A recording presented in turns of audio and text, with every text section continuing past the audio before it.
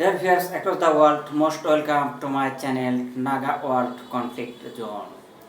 Context: UAE can use its leverage to influence Israel grassroots. The United Arab Emirates signed the Abraham Accord in September 2020 with the declared aim of promoting peace and stability in the region.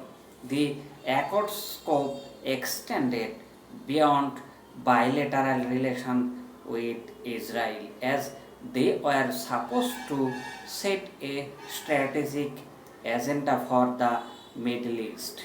However, following the recent Israeli-Palestinian violence, the accord received a lot of criticism, including in the American media. They were accused of making things worse in the Middle East, even by pro-Israel writers. The futility of the then US President Donald Trump's claim that they would serve as the foundation for a comprehensive peace across the entire region is being debated. The United Arab Emirates has, however, been trying to play a role through the accords following the ceasefire that was brokered by Egypt and Qatar last month. Sheikh Mohammed bin Zayed Al Nahyan declared that his country was ready to play a role in advancing peace. The Abu Dhabi Crown Prince also visited Jordan's King Abdullah to discuss the ceasefire and plan to rebuild Gaza. The United Arab Emirates does not have much leverage on the Palestinian side. It is a fierce enemy of Hamas, and its relations with the Palestinian Authority can at best be described as cold. However, it has a window to build better ties with the Palestinian by influencing the Israeli public. This would also carve out a role for the United Arab Emirates in regional mediation. Israel's government policy toward the conflict could change if public opinion changes. Israeli society is a polarized as ever, while the far right is openly advocating annexations. The center realizes that what such a move would mean for the future of the state. This polarization is reflected in the four general elections that have been held over the past 2 years, with Israeli society unable to build a consensus on what it wants. The United Arab Emirates could launch a grassroots campaign to influence how people in Israel think. This task could be helped by the fact Israeli Prime Minister Benjamin Netanyahu might be on his way out. He has failed to form a government, and his exit could spell the end of his political career, particularly if he is convicted of fraud in his ongoing trial with Netanyahu, who is the main obstacle to two-state solution. There could be space for the United Arab Emirates to conduct a public relations program with the Israeli grassroots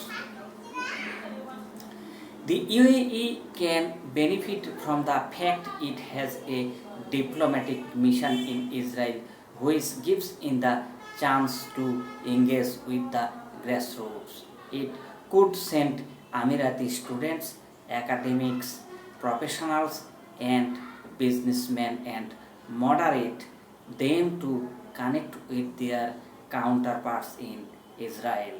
They would have to connect with the civil society organizations, trade union, professional associations, religious organizations, and charities, promoting the idea of ending the occupations and achieving the two-state solution.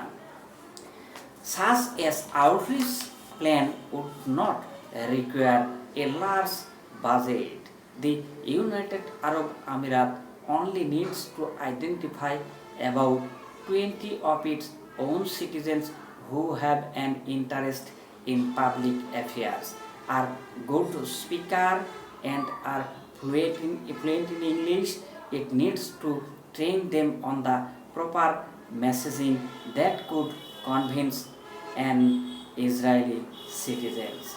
The messaging should not be crafted from the Palestinians angle but from the Israeli angle. It should focus on the fact that an independent and viable Palestinian state with East Jerusalem as its capital is the only guarantee for an Israeli state, and that annexation would dilute the Jewish component of the state of Israel.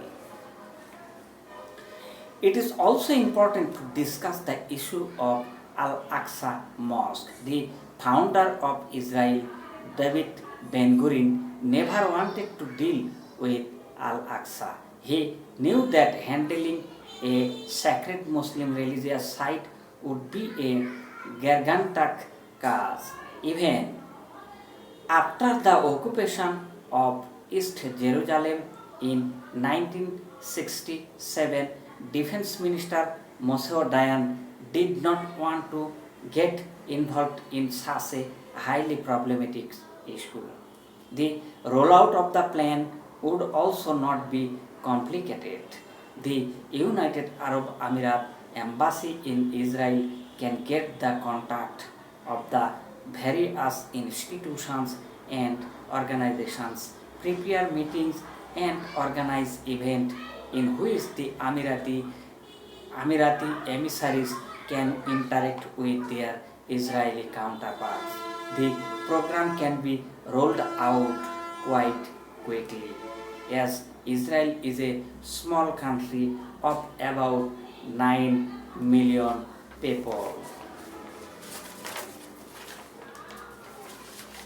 Following the recent clashes, which were not confined to Hamas and the Israeli military but also included Jerusalem and the Palestinian citizens of Israel, ordinary Israelis are asking themselves some difficult questions. This makes it a good time to approach them. In addition to discussion the future and character of the state of Israel, it is important to highlight the benefit of peace with the region and the negative effect of the absence of fair settlement with the Palestinians on the global perceptions of Israel.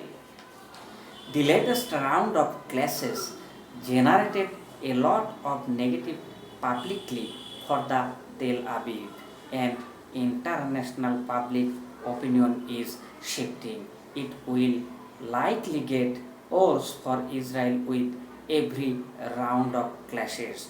Hence, it is in its own interest to reach a solution as quickly as possible.